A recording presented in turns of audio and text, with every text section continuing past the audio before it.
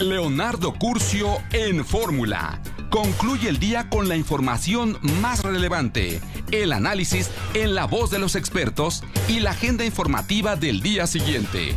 Leonardo Curcio en Fórmula. ¡Comenzamos! Leonardo Curcio en Fórmula. Buenas noches, saludo con gran cariño al auditorio de Telefórmula, que en este momento se enlaza con los trabajos de esta emisión. Agradezco que nos sigan a través de la radio, por supuesto, nuestras plataformas de internet. Entramos al verano y entramos aquí en la capital de la República, una tormenta de Dios es Cristo, de Padre y Señor mío. Se cayó el cielo aquí en la capital, tenemos temperaturas muy bajas. Espero que usted esté muy bien. Siguen efectivamente los contagios en materia de COVID, pero pues, insiste la jefa de gobierno en que no se va a tomar absolutamente ninguna medida suplementaria. Es más, siguen o invitan a los eventos, es decir, conciertos masivos en el Zócalo y, pues actuar, dice, con toda naturalidad. 2 sacerdotes jesuitas y un hombre fueron asesinados en Urique, allá en Chihuahua. Hay conmoción en todo el país por estos asesinatos y por los niveles de violencia a los que hemos llegado. La gobernadora Campos, gobernadora de Chihuahua, dijo lo siguiente.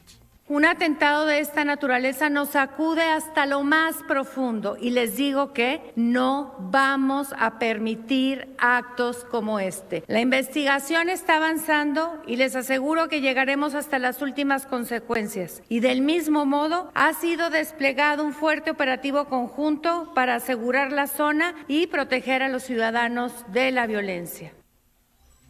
Dice el gobierno federal que tiene ya un presunto responsable ligado al cártel de Sinaloa en la Sierra Tarahumara. Vamos a ver si lo detienen o no.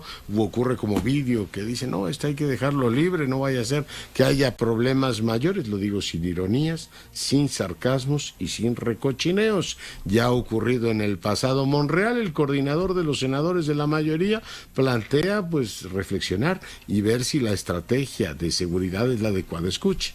Es momento de reflexionar en el Congreso y de revisar con toda seriedad el plan de seguridad en el que los senadores tenemos la obligación constitucional de hacerlo. Lo digo con todo respeto y con toda seriedad. Y creo que es el momento de abordarlo sin tabús, sin ideologías, sin intereses partidistas y sin actitudes egoístas. Es un momento de reflexión para el país. Nuestras condolencias a todas sus familias. Bueno, pues es lo que dijo y yo me pregunto y se lo pregunto a usted que me escucha y me ve en todo el país. Tenemos una secretaria de Seguridad Pública, usted puede tener la opinión que usted quiera de ella, pero es una persona que viene de la política y aspira a ser la candidata de Morena a la jefatura de gobierno de la Ciudad de México. Nada de particular, pero si el subsecretario aspira a ser el gobernador de Coahuila y ahora nombran a Clara Luz Flores, ex candidata de Morena al gobierno de Nuevo León, pues yo me pregunto, y a ver, ¿y quiénes son los técnicos que llevan la seguridad en este país? Son todos políticos y podrán tener muchas virtudes, todas las que ellos quieran, pero yo creo que lo técnico, igual que lo económico, igual que pues hay muchas materias en el Estado que requieren de técnicos, de gente que sea pues probada en esa materia. Le dejo ahí la reflexión, no me extiendo en el asunto. Biden felicita a Pedro por su triunfo en Colombia. Fue una conversación, dijo, muy amistosa. También habló con Blinken, el secretario de Estado de los Estados Unidos.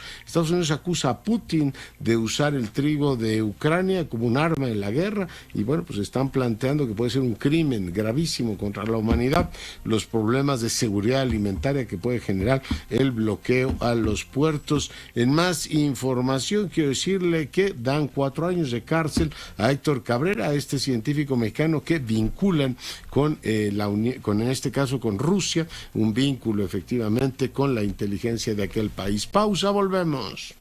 Seguimos con la información. El país está conmocionado por el asesinato de 2 sacerdotes jesuitas, Javier Campos Morales y Joaquín Mora. Yo le agradezco mucho al rector de la Universidad Iberoamericana, el doctor Luis Arriaga Valenzuela, que hoy converse con nosotros. Señor rector, bienvenido. Muchas gracias, Leonardo Curcio. Un saludo a todo el auditorio que nos escucha. Estoy a la orden. Le transmito mi pesar, mi dolor a toda la comunidad de la Iberoamericana y a todos los jesuitas en el país. Un asesinato, rector, que conmueve a todo México. un asesinato que ocurre dentro del templo de la misión de Sericahui en Chihuahua el día de ayer, aproximadamente a las 2:30 de la tarde, muy cerca del municipio de Krill, en donde mis hermanos jesuitas Joaquín Mora Salazar y Javier Campos Morales, le decíamos el Gallo, fueron asesinados mientras cumplían con su misión pastoral en la universidad. Estamos muy consternados, Leonardo. La Universidad Iberoamericana condena el homicidio y la desaparición de los cuerpos de mis compañeros Javier y Joaquín, y bueno, nuestra comunidad universitaria también comparte el dolor de sus familias. Nos sumamos obviamente a la profunda indignación de la provincia mexicana de la Compañía de Jesús ante estos hechos. Exigimos la atención inmediata a la grave situación que viven estas comunidades en la Sierra Tarahumara, y bueno, pues estamos pues atentos, sobre todo demandando la localización de los cuerpos. De momento, ¿no? Para empezar, fíjese que escuchaba al provincial, al padre Moro Madrid, hablando con Joaquín. Dice que desde el, digamos, el homicidio del Beato Pro, no había habido digamos, en este caso, un ataque tan artero a dos integrantes de la compañía, rector. Así es, mira, sí ha habido actos de hostigamiento, desde luego, en diversas épocas, sobre todo cuando los jesuitas empezamos a incursionar en el campo de los derechos humanos. A mí me tocó ser director del Centro Miguel Agustín Pro Juárez, pero nunca había escalado la violencia a llegar a estos hechos. Son unos hechos lamentables, nos obliga también a asumir un compromiso claro con las víctimas que pues están padeciendo las injusticias de un sistema que no les da esclarecimiento de hechos, que no les da un acceso a una investigación diligente, orientada a recuperar, por ejemplo, los cuerpos, a asegurar el derecho de las familias y mucho menos a reparar el daño. Estamos hablando de un caso de impunidad muy grave, que se suma a muchos otros casos, y lo que queremos también y demandamos es independencia en las investigaciones. Queremos que también sean de manera pronta, expedita y gratuita, y sobre todo pues que tengamos la oportunidad de conocer en dónde están los cuerpos. Este es el problema que creo que en este momento nos urge. Afortunadamente los otros jesuitas que estaban en Sericahui ya están salvaguardados, porque ayer también pues estábamos temiendo un posible ataque de estos grupos que aparentemente están vinculados con la delincuencia organizada.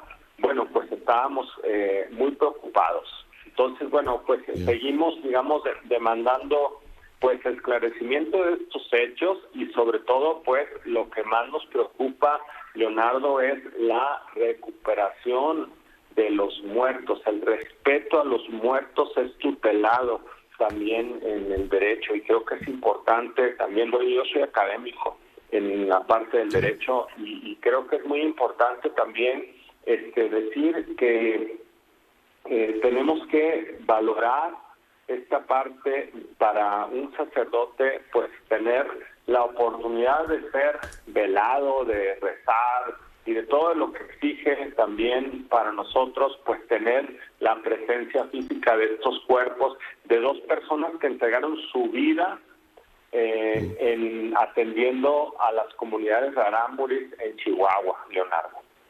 Yo los conocí muy bien, y creo que, bueno, dan testimonio de esta congruencia de vivir un cristianismo muy arraigado a una cultura rarámuri. Sabían la lengua, los conocía la gente, hicieron mucho en diversos proyectos pastorales, educativos, sociales que teníamos ahí en la sierra, que tenemos en la Sierra Tarahumara, los jesuitas.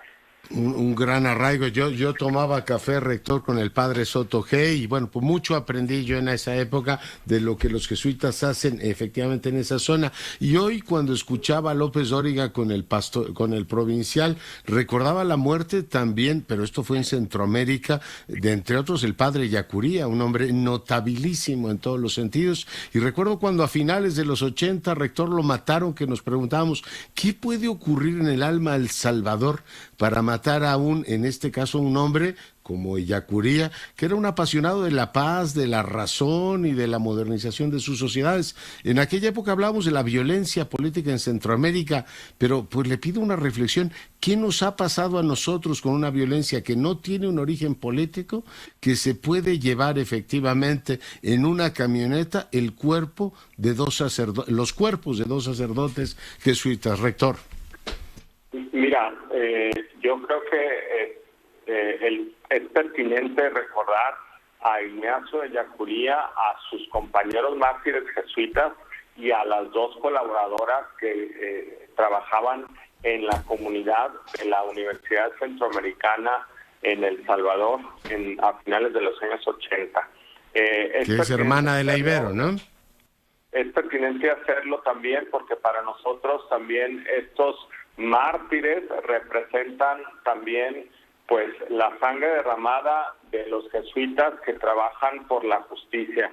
Y bueno, en este caso desde luego no conocemos bien a detalle los hechos de cómo ocurrieron, pero creo que es un compromiso inquebrantable de estos hermanos nuestros que dejaron una huella indeleble en estas comunidades, entregaron su vida por la justicia, por la paz, por la reconciliación, en una zona muy difícil. Y lo menos que podemos hacer es honrar su memoria con su trabajo. Lo ocurrido también nos obliga a nosotros, Leonardo, a fortalecer nuestro trabajo pastoral, nuestro trabajo educativo, nuestro trabajo social de incidencia en comunidades más vulnerables. Y esto pues lo queremos seguir refrendando también, y queremos pedir el apoyo a las comunidades para que nos ayuden a localizar a estos hermanos nuestros, los cuerpos de los restos, estos hermanos. Esa es una abominación. También, ¿cómo? Uh-huh. No, digo que es una abominación que se hayan llevado los cuerpos, ¿no? Y mira, fíjate que hay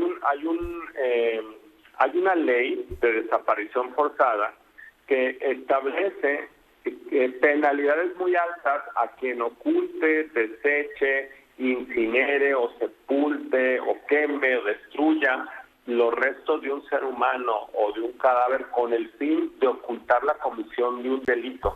Y esto pues creo que tenemos que ser muy claros en que se está cayendo en este delito.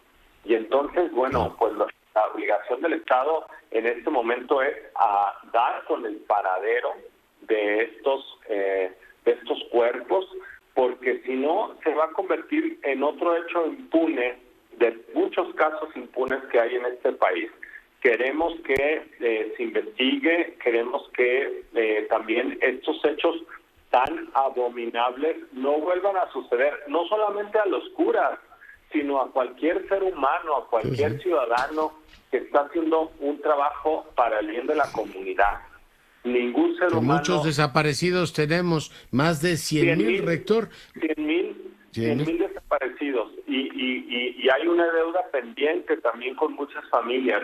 Hay una deuda pendiente en encontrar la verdad, la justicia y la reparación. Hay una deuda pendiente también en encontrar imparcialidad e independencia en las investigaciones, sobre todo en investigaciones que sean exhaustivas, es decir, emplear todos los medios legales orientados a determinar qué pasó, ¿verdad? Eso es lo que queremos saber nosotros también, si fue un hecho solamente aislado o si era una persona, como parece ser que los testimonios confirman que iba una persona huyendo y encontró refugio en la iglesia y los sacerdotes salieron y abrieron fuego. Bueno, esa versión la queremos confirmar y esa es una obligación del Estado también, tener una versión fidedigna, desde luego, en base a pruebas científicas, a criminalística, porque no queremos otra verdad histórica como en muchos casos que hemos tenido en México, ¿verdad? Queremos de verdad una investigación que también nos dé acceso a las indagatorias, en donde podamos participar en el proceso judicial para ir viendo los avances de este caso, que para nosotros pues es muy importante, y no vamos a silenciarnos y no vamos a quitar el dedo del renglón para encontrar justicia. Tiene toda la razón, rector. Uno de sus predecesores está en una de las comisiones de la verdad que hay en este país, que le urgen tantas verdades, pero en una patria nuestra, rector, en la que mueren 2.900 personas al mes, esa es la última cifra que nos reportaba la Secretaría. Uno dice, bueno, ¿por qué el país se conmociona porque mueran 2 sacerdotes jesuitas, 2 santos varones? Creo que se están cruzando líneas, en este caso esta es muy clara, el país está conmocionado, y yo estoy seguro que no solamente es la dimensión, en este caso, moral, ética, la línea roja que se cruzó, algunos de sus académicos más destacados, está el caso de López Portillo, está el caso de Santiago Corcuera, irán aportando también, digamos, explicaciones académicas a esta barbarie, a esta espiral de la locura en la que nos hemos metido como país, rector. Sí, mira, yo creo que hay que decirlo también con todas sus letras. El crimen contra de estos sacerdotes, de estos hermanos nuestros, no es un hecho aislado. Está enmarcado en una crisis de violencia creciente que impera en diversas regiones del país, particularmente en la Sierra Tarahumara, y eso lo sabemos. Mi interés también no es polarizar.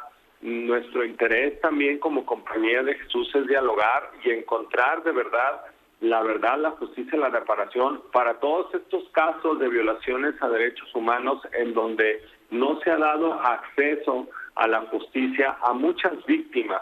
Y lo que constituye una violación es cuando no se da acceso pronto, expedito e imparcial a la justicia. Necesitamos también en este caso mantener una franca y directa comunicación con las autoridades para que nos vayan pues dando cuenta de los avances que han tenido. Afortunadamente, pues sí, hemos tenido espacios de interlocución, sobre todo con el gobierno federal, para que se dé una pues participación de los cuerpos del Estado en este caso. Pero también nosotros queremos ver resultados y sobre todo queremos que los cuerpos aparezcan.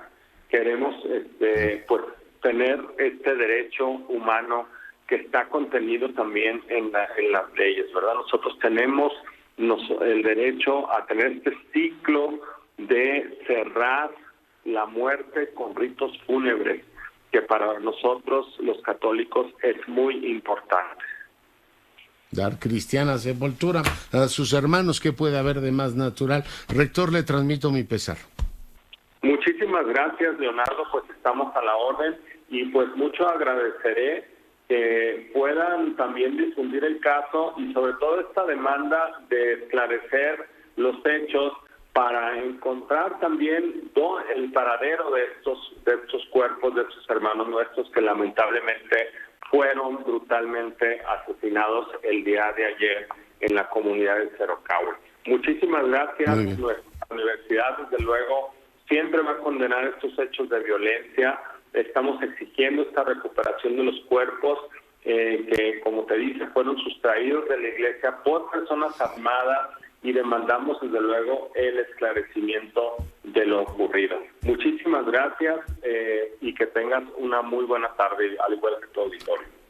Soy yo quien le agradece, rector, el doctor Luis Arriaga Valenzuela, rector de la Iberoamericana, sacerdote jesuita, hoy, pues conversando con usted. Vamos a otros temas. Polo Espejel, adelante. ¿Cómo está, doctor? Muy buenas noches. La Conferencia del Episcopado Mexicano condenó este día el homicidio de los sacerdotes jesuitas Jesús Campos Morales y Joaquín César Mora Salazar Morita y Gallo, así eran conocidos, doctor, ocurrido, como ya lo hemos escuchado, era su apodo, sí. Eran sus apodos, sí, dentro del templo de la comunidad de Cerocahue. al momento en que intentaron o estaban, de acuerdo con las versiones periodísticas, doctor, dando ya los santos óleos a este hombre que herido de muerte ingresó a este templo. Sin embargo, pues el sicario disparó contra ellos y, como ya hemos sabido, se llevó los 3 cuerpos y hasta el momento pues es una exigencia, primero la justicia y luego la recuperación de los cuerpos. En un comunicado que fue firmado por el presidente de la Conferencia del Episcopado Mexicano, Rogelio Cabrera López, y por el secretario general de la misma, Ramón Castro Castro, subrayan que en medio de tanta muerte y crimen, doctor, que se vive en el país, hacen pública una condena de esta tragedia y exigieron una pronta investigación y seguridad para la comunidad y todos los sacerdotes del país. Rogaron porque Jesucristo los reciba y premie con su reino por su generoso servicio y entrega pastoral en bien del pueblo encomendado. La postura de la Conferencia del Episcopado Mexicano, doctor. Gracias. Y bueno, pues quiero decirle que en este caso Dmitry Muratov, usted recuerda, el premio Nobel en este caso de la Paz, subastó su medalla, la medalla del premio Nobel. Adivinen cuánto la acabó vendiendo, $103 millones, la medalla conmemorativa, y la idea es ayudar a los desplazados de Ucrania, en este caso por la ofensiva rusa. Toda la recaudación de esta subasta, bueno, pues será efectivamente destinado a la respuesta humanitaria del fondo, el famoso UNICEF, que atiende a la infancia. Como hay efectivamente gente que está pues trabajando por, en este caso, el bienestar de los demás. Una subasta interesante. Imagínense tener la medalla conmemorativa del premio Nobel. Tal cosa hizo Dmitry Muratov. Gerardo Duque, te saludo. Doctor, muy buenas tardes. Noche ya, doctor. Un caso extraño por la mañana. Hoy por la mañana autoridades locales del municipio de Cerritos y autoridades estatales informaron que durante la mañana se había registrado un fuerte enfrentamiento. Durante la madrugada se había registrado un fuerte enfrentamiento armado entre bandas de la delincuencia en lo que es la zona media de la entidad, ahí en Cerritos. En un comunicado emitido por redes sociales, el ayuntamiento precisó que pues se había dado en un domicilio ubicado sobre la calle Reforma en la colonia Aurora. La administración municipal, doctor, precisó que el enfrentamiento dejó lamentablemente, así lo dicen, así lo citaron, lamentablemente 4 personas muertas, presuntos criminales, pues. Sin embargo, las primeras discrepancias se generaron con las autoridades estatales, pues, de acuerdo a la vocería estatal, solo fueron 3 los occisos durante esta supuesta refriega, no 4.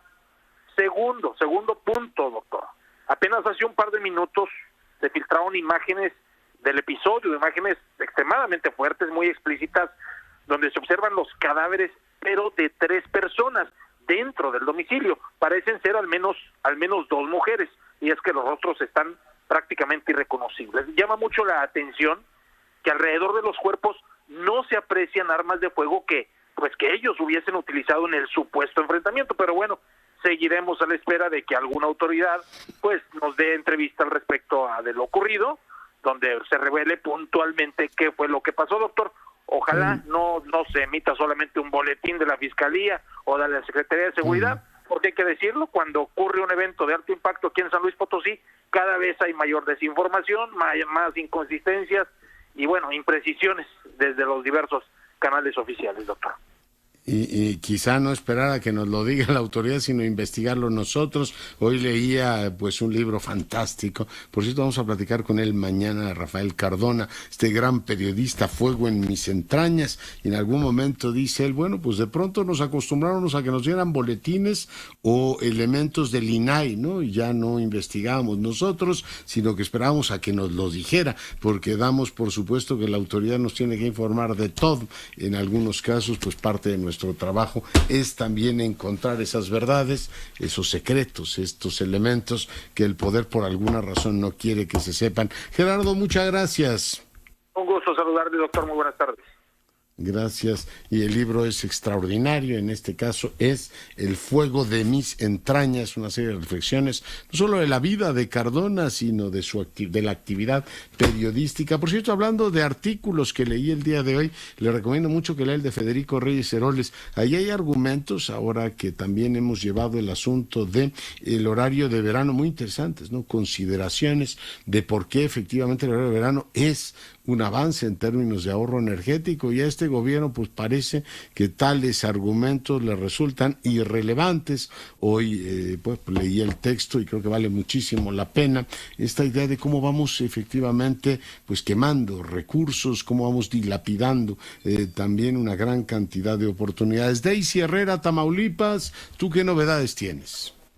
Gracias, ¿qué tal? Buenas noches. Te informo que este día se publicó la convocatoria para que padres y madres de familia acudan a la sala Sergio Peña en el municipio de Nuevo Laredo, Tamaulipas, para poder vacunar a los menores de 6 meses de edad hasta los 4 años contra el COVID-19. Esto ocurre, Leonardo, en el contexto de la vacunación transfronteriza que logró gestionar la alcaldesa Carmen Lilia Cantú Rosas con el mayor de Laredo, Texas, Víctor Torres. Te confirmo que a partir de este día pueden ya empezar a inscribir a estos pequeños desde los 6 meses hasta los 4 años.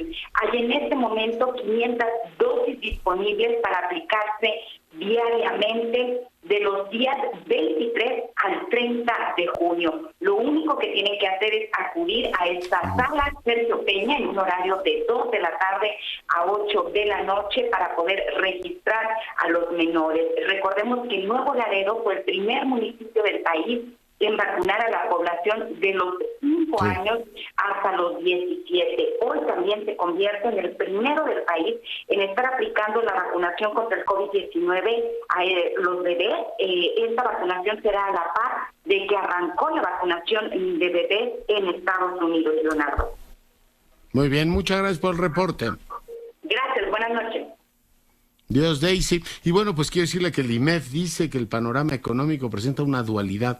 Dice, los pronósticos muestran cierta mejoría, pero la probabilidad de un mayor deterioro, incluso de una recesión, parecen estar aumentando. Esto dicen los ejecutivos de finanzas. Los indicadores relativos con la actividad económica resultaron positivos, lo que parece explicar nuestra encuesta, dice, la ligera revisión al alza del pronóstico del PIB. Por otro lado, la inflación ha mostrado un repunte inesperado en varias partes del mundo, incluido México, propiciando un cambio marcado en las expectativas para la política monetaria. El jueves ya dirá el Banco Central. Todos parecen descartar que se alineará con la posición del Banco de la Fed. El entorno financiero ha experimentado en las últimas semanas momentos de fuerte turbulencia, con caídas importantes en los precios de activos financieros. Otros factores, lejos de disiparse, continúan presentes y generan incertidumbres. Entre ellos destaca la pandemia, que no ha logrado superarse del todo. Está el tema también de China en el terreno político. Dicen que hay una buena señal, fue la reciente confirmación de este decálogo por parte del López Obrador de cooperar del gobierno de México con empresas de los Estados Unidos para la transición a energías limpias, pero todavía está lejos de ser el cambio requerido en la estrategia energética. Se celebra efectivamente la búsqueda de un mejor entendimiento. Eso es lo que dice el IMEF. Maru Rojas, adelante. Este mediodía, la diputada panista María Elena Pérez Jaén denuncia ante la Fiscalía Especializada Anticorrupción de la Fiscalía General de la República la desaparición de expedientes de la cuenta pública 2019 por parte de la Auditoría Superior de la Federación. La diputada, que es integrante de la Comisión de Vigilancia de esta auditoría y también de la Comisión Anticorrupción en la Cámara Baja, pidió que se demostrara la omisión de compra de medicamentos oncológicos y el no ejercicio de gasto de por lo menos 60 millones de pesos, pero como es la cuenta pública 2019, ya se le dio carpetazo, ya no existen los archivos y ahora tan solo en el Hospital Infantil Federico Gómez, a partir de que ella se dedicó a investigar, pues encontró que el año pasado se dio un robo hormiga que en nada más de 2021 rebasó los 6 millones de pesos al no coincidir las recetas con la salida de oncológicos infantiles de la farmacia. Por ello, previo a que entregara esta denuncia en la Fiscalía General de la República, en conferencia a los medios, el llamado que hizo al Auditor Superior de la Federación, David Colmenares Páramo, es para que ejerza sus facultades y que no le tiemble la mano para emprender las acciones de tantos hallazgos que han tenido en la cuenta pública por presuntos hechos de corrupción. Así lo dijo. ¿Qué le pasa al auditor? ¿Por qué tiene miedo el Auditor Superior de la Federación? ¿Por qué no se presenta en la Fiscalía General de la República y presenta las denuncias correspondientes de todas las anomalías que se han encontrado en la cuenta pública 2020? ¿Por qué? Pues esto es lo que sucedió esta mañana y de acuerdo al informe de la auditoría que ahora pues ya desapareció y según el Instituto de Transparencia a donde acudió la diputada ya es considerada como información clasificada, doctor. Muy bien, pues muchas gracias, Maru, por el reporte. Buenas noches. Gracias. Bueno, pues ahí tiene usted el tema. Vamos a una breve pausa, volvemos. Seguimos con la información. La verdad que las redes sociales son cada loco con su tema. Fíjense que hoy subió la supervía de la Ciudad de México, el poniente de la Ciudad de México, tiene una vía que conecta el sur con el poniente de la ciudad y decía que debido a un incidente externo con el equipo de lectura, esto ocurrió hace 11 horas en el acceso principal de Luis Cabrera, todo vehículo será admitido con la vía de lectura manual, lo cual generó un tráfico de los mil demonios. Sentimos las molestias, pero es una situación que escapa a nuestro control y yo hacía dos consideraciones que les pongo a su consideración. Yo le escribí a nuestra jefa de gobierno que yo supongo que en estos casos no deberían cobrar, ¿no? Si no están en condiciones de que su antena, que es tremendamente ineficiente, quiero decir que la supervía es un poquito mejor que la de la autopista urbana sur o la otra, que bueno, te tienes que literalmente detener y dicen ellos, es que te tienen que detener para que identifiquen, pero usted nunca se detiene cuando sale, ¿no? La antena por lo menos eso nos dicen, ¿no? Te ubicas y bajas a 60, 80 kilómetros por hora y tú dices, ¿por qué la entrada es tan difícil y la salida no, no? Porque pues para entrar se aseguran de cobrarte, ya después si te cobran de más, pues como dicen por ahí, lo caído, pero yo supongo que si no pueden cobrar, porque un autobús, yo no sé si ha visto la forma en que los autobuses, en este caso van por ahí, literalmente no caben, yo no sé si diseñaron mal la autovía o son autobuses demasiado grandes, pero el caso es que cada vez que pasa un autobús hay un lío, pero si no pudiesen cobrar, pues simple y llanamente yo creo que ahí lo que la autoridad les debería decir, lo siento querido, mientras operas tu antena no puedes bloquearme, pero recontra que pueden, me dice Iván Miranda, pero esa vía está concesionada y nadie mejor que la iniciativa privada para gestionarla. Bueno, la gestiona, pues es una vía concesionada y por tanto el gobierno tiene responsabilidad de a los concesionarios decirle, oye, cobras y no poco. Cuando no puedas cobrar tienes que pasar. ¿O qué pasa? Que cuando ellas no puedan cobrar, entonces te van leyendo numerito tras numerito y ahí te echas hora y media y de todas maneras te cobran porque ya no te puedes salir. Yo creo que el gobierno pues tiene ahí una responsabilidad. Hay otros que interpretan que Claudia Sheinbaum no es la que no debe cobrar. No, yo nunca dije que Claudia Sheinbaum no debería cobrar. No deben cobrar las autopistas cuando no te ofrecen el servicio. O te deberían reembolsar si tienes efectivamente tramos de espera para pagar el peaje, que en este caso resultan inevitables, pero como siempre ellos se disculpan, dicen que fue un accidente externo con el equipo de lectura, que eso pues lo puedo entender, pero bueno, en este caso el resto de la humanidad dirá yo qué culpa tengo, y un vehículo, sí vi ahí un BMW que se fue directo contra yo no sé si iba distraído con su teléfono el conductor, que cada vez ve uno más ese tipo de cosas, y bueno, pues, y todos los demás lo pagamos, y uno se pregunta, oiga, ¿y el interés público? La autoridad no está para decir, a ver señores, me agilizan el tráfico, que ya tenemos bastantes problemas en la capital. Yo esa es la pregunta que me hago, y no me hago otra. Pero bueno, la respuesta me la doy a mí mismo. Se ve que esos concesionarios tienen efectivamente pues esa facultad o no hay quien los regule de tal manera que digan pues la tutela ciudadana o la tutela de los intereses ciudadanos va por encima de los intereses, en este caso, del dinero de los concesionarios. Dejo este tema y voy ahora con Óscar Aguilar. Él es un destacado analista político, profesor de la Ibero durante muchísimos años y gran conocedor de las relaciones Iglesia-Estado. Mi querido Óscar, buenas noches. Mi querido Leonardo, muy buenas noches. Un saludo a ti y al auditorio. Oye, pues asesinato de 2 jesuitas, ¿qué lectura tienes de esta situación? ¿Qué impacto puede tener en las relaciones entre el gobierno, una comunidad como los jesuitas que habían mostrado pues muy no cercanos, pero sí un sector importante como, digamos, entendiendo las modificaciones políticas de este país, incluso en algunos casos hasta simpatizantes, algunos de los sectores con la 4T, digamos, este homicidio de dos personas pone en riesgo estos equilibrios. En fin, ¿tú cómo ves las cosas, Óscar? Mira, Leonardo, lo que yo veo es, veo dos grandes situaciones o eventos. El primero es que el problema de la inseguridad es un problema muy traicionero políticamente hablando. Por más que me lo administren y me lo dosifiquen y me digan que ya bajó, que 3% a la baja, que 2%, por más que nos cocinen las cifras frías en las conferencias mañaneras de que vamos bien y la estrategia funciona, el problema de la inseguridad es traicionero. Y aquí es una prueba y un ejemplo de lo que estoy diciendo.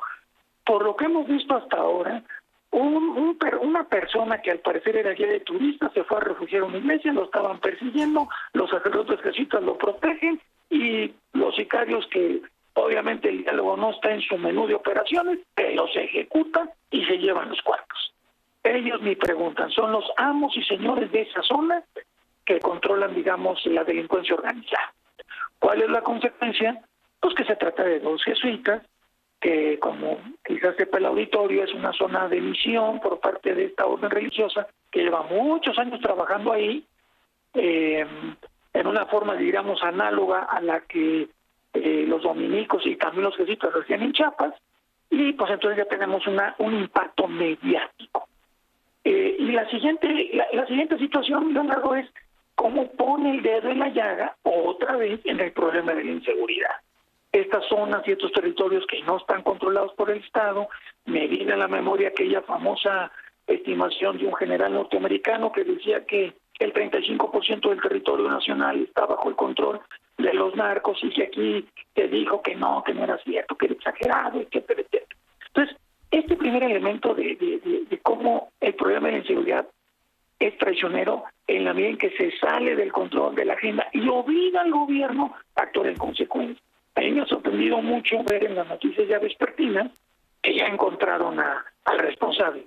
Pues sí, pero el auditor tiene que entender que en los mapas delictivos y en toda la cartografía delincuencial del país, pues ya sabemos quiénes son. Bueno, no sabemos. Las autoridades respectivas saben quiénes son los capos, las cabezas de la célula, los jefes de plaza. Eso lo sabemos, Leonardo. El Estado mexicano, el gobierno lo sabe. Entonces, ellos nada más dicen, ¿en qué municipio fue? No, pues que en tal zona de la Tarahumara. Ah, pues esta zona la controla Perengano.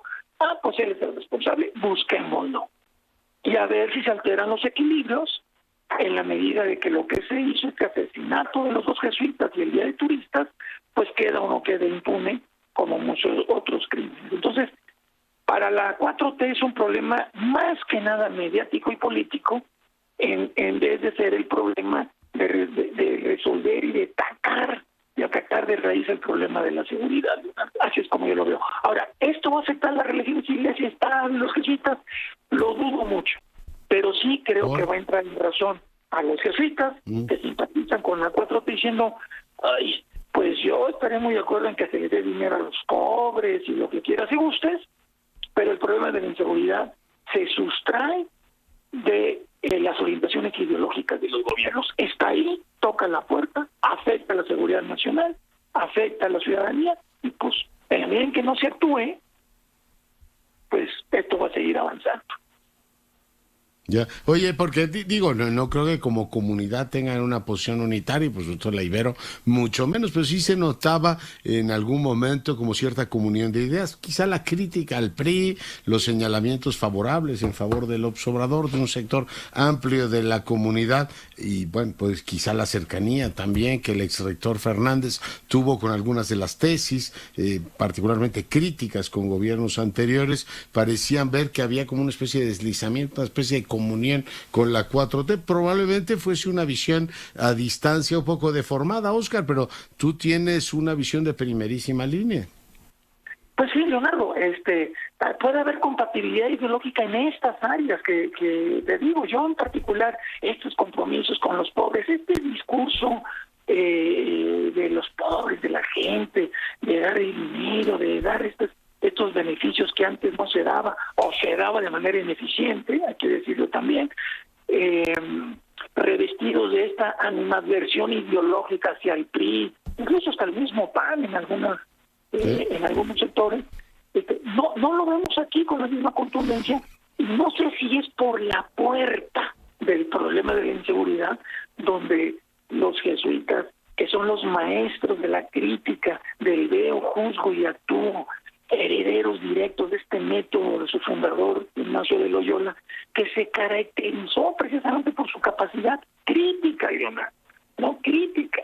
Yo te he de decir, en lo personal, que este asesinato sí nos pegó porque uno de los jesuitas, los dos jesuitas eran un jesuita era de Tampico, Tamaulipas, mi lugar de origen, y el otro fue profesor, sí, y el otro fue profesor del Instituto Cultural Tampico, fue la secundaria y la preparatoria muy conocida en Tampico. Fue el otro jesuita, Joaquín Mora Salazar, fue profesor de ahí muchos años, y pues es muy estimado, y hay una completa indignación en Tampico precisamente por este asesinato y por el grato recuerdo que se tiene de él. Entonces, a ver si esto abre los ojos para ser más crítico como lo exigió su propio fundador y decir, señores, más allá de que hay acciones positivas de apoyo y demás, hay un problemón que no se le puede dar la vuelta.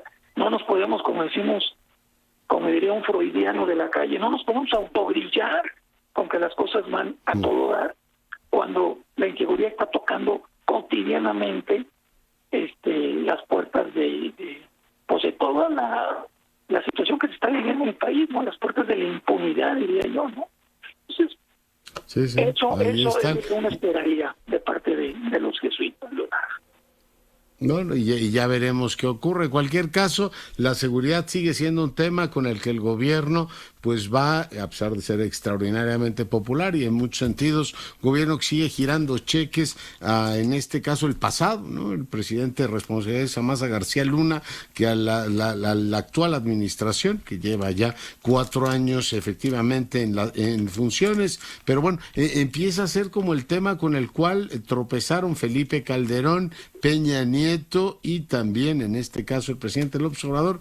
Tenemos como una especie de maldición, una maldición que tiene que ver, pues yo no sé si con nuestra incapacidad de ordenar, mi querido Oscar, nuestra administración pública en el ámbito de la seguridad. Pues sí, Leonardo, mira, yo lo veo, quizás para que quede todavía más claro para tu auditorio, yo lo veo como una especie de cáncer, en la medida en que con altas y bajas, los diferentes, desde Calderón y Peña Nieto, hubo quimioterapias dosificadas, ¿no? Y se enfocaba el tumor, medio bajaba, y el paciente en lo general, ahí lo iba llevando. ¿Cuál es el problema perverso y político de la inseguridad, Leonardo? Que extiende un cheque en blanco a los gobiernos en turnos cuando no le generan un costo político electoral. Nadie vota con un criterio en función de lo que se hace en materia de seguridad.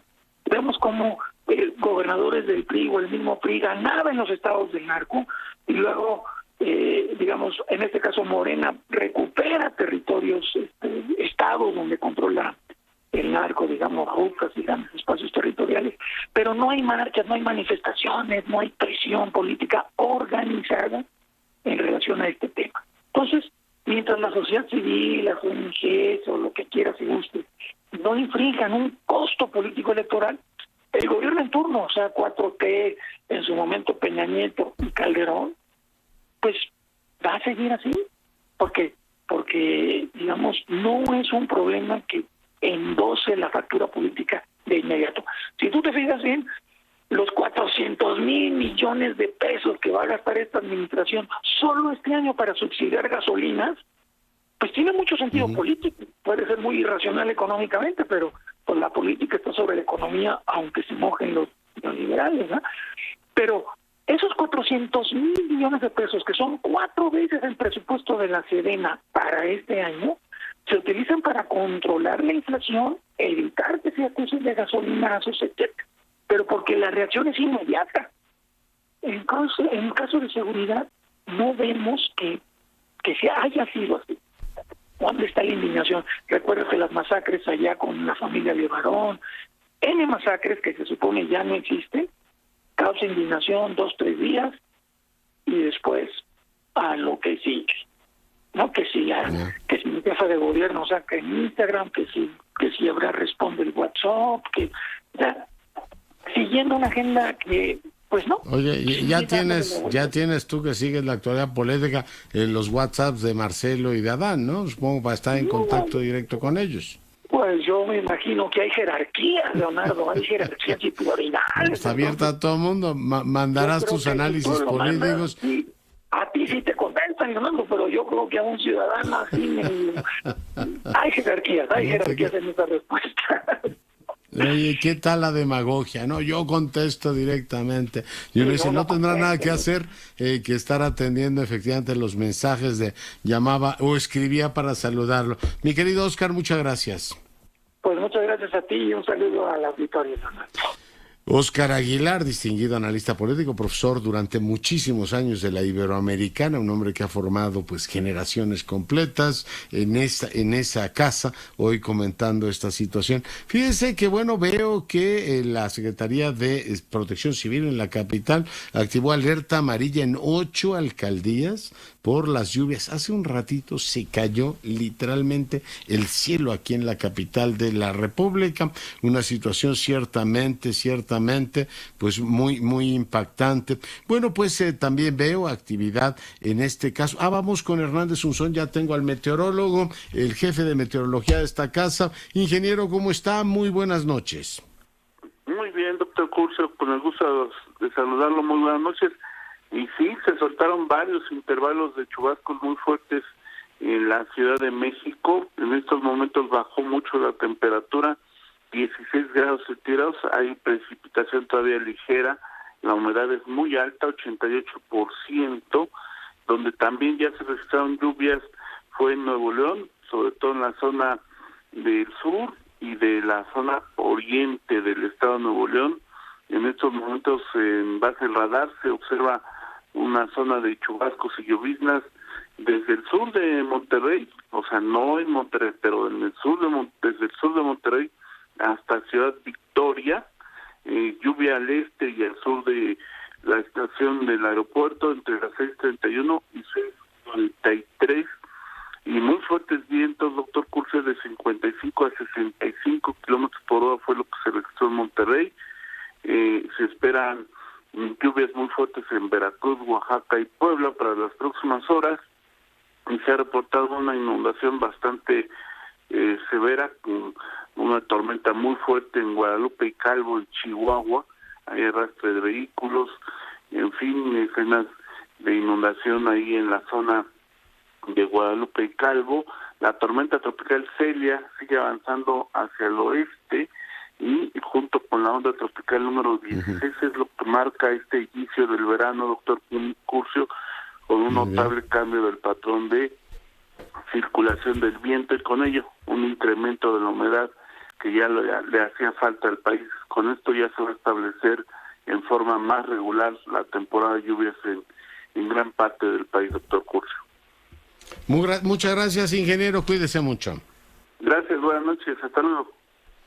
El ingeniero Hernández Unzón, y veo que Nadine Gassman sigue con su campaña para dirigir la Organización Panamericana de la Salud, y platicó con el embajador Esteban Moctezuma. Y para irnos, quiero decirle que en las últimas horas México ha registrado cerca de 14,000 nuevos casos de COVID y 41 muertes, para un total de 326,000 fallecidos. Esto es lo que dio a conocer la Secretaría de Salud. Nos vamos, yo soy Leonardo Curcio, a nombre de todo el equipo le agradezco su preferencia. Siga nuestras frecuencias y sea rabiosamente feliz. Se lo merece.